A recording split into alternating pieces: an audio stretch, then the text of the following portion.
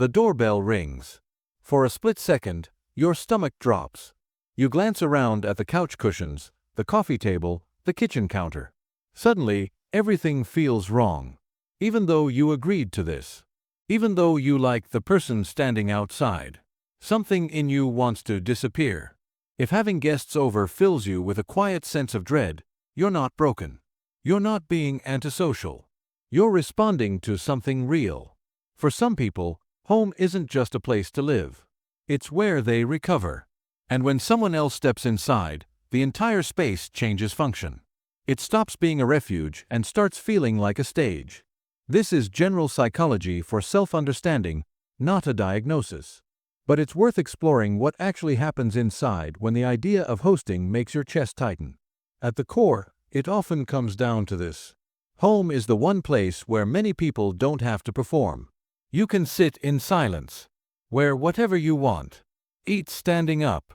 Let your face rest. There's no script. But the moment another person enters, the performance begins again.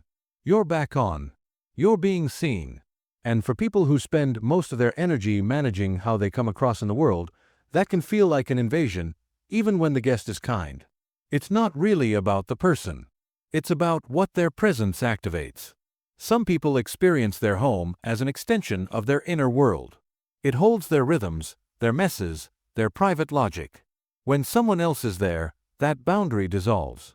You become aware of the dust, the unfolded laundry, the stack of books that made sense to you 5 minutes ago but now feels like evidence of chaos. You're suddenly seeing your space through someone else's eyes, and that shift can be exhausting. Then there's the mental load that comes with hosting, and it's easy to underestimate. It's not just about tidying up. It's the dozens of micro-decisions that start piling up the moment someone walks in. Should I offer tea? What if they say yes and I'm out of milk? Do I sit or stand? Are they cold? Bored? Comfortable? The constant low-level monitoring of another person's needs, even small ones, takes energy.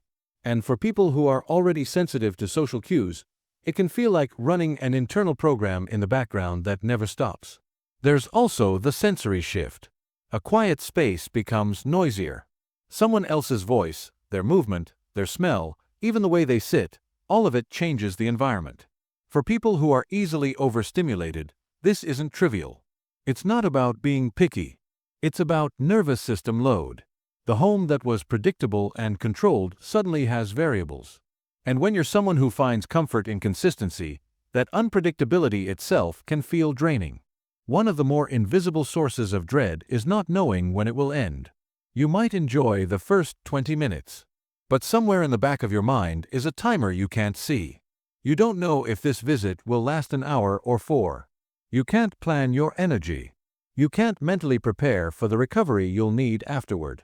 That lack of a clear boundary can make the whole experience feel risky, even with people you genuinely care about. And here's where it gets interesting. Many people who dread hosting are incredibly warm in other settings. They'll meet a friend for coffee and talk for hours. They'll show up, listen deeply, offer thoughtful advice. But invite that same person into their home and everything tightens. It's not hypocrisy. It's about control. Outside, there's a natural endpoint. You can leave. At home, you're the one who has to manage the exit, and that responsibility adds weight. There's often a perfectionism underneath this too. A belief that hosting should look a certain way.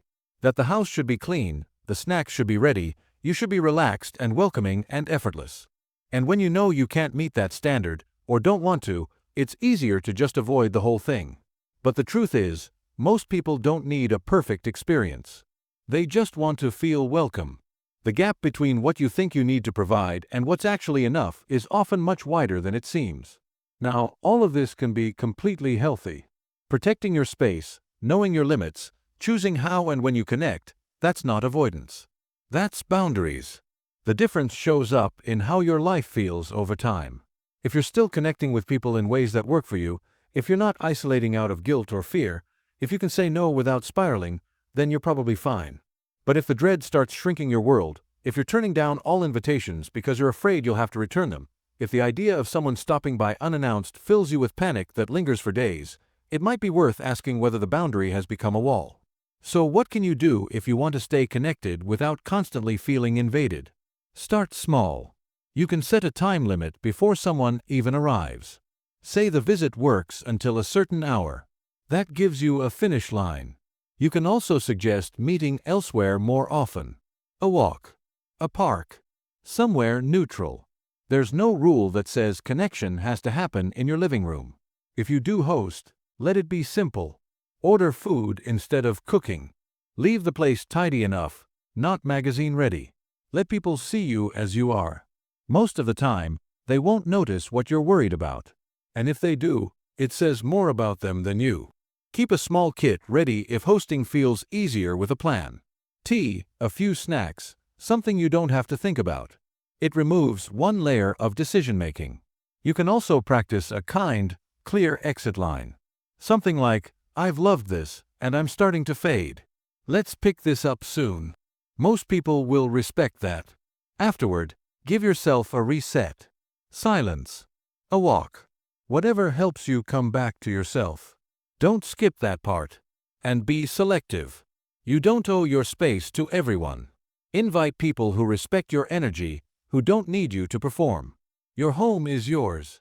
It doesn't have to be open to everyone to prove you're kind. Boundaries aren't walls. They're doors. And you get to decide when and how you open them. That's not coldness.